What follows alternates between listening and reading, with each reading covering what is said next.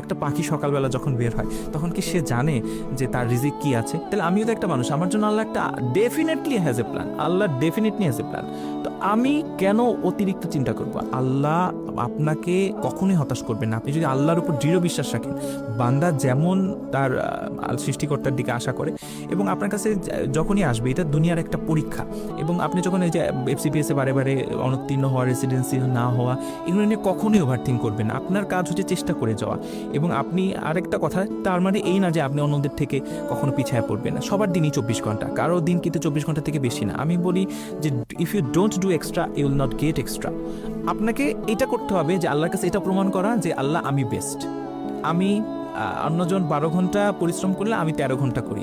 আল্লাহর কাছে যখন এটা প্রমাণ করবেন, আল্লাহ তো আমি বলি যে আহকামুল হাকিমিন, বিচারকদের মধ্যে সর্বশ্রেষ্ঠ বিচারক, তিনি নিশ্চয়ই আমি 13 ঘন্টা 1 ঘন্টা বেশি পরিশ্রম করছি, কারণ সিট তো লিমিটেড, 120টা সিট ধরেন, আমি ওই 12 ঘন্টা 1 ঘন্টা বেনিফিট পাবেনই আপনি। এটা আমার লাইফে ফিলোসফি।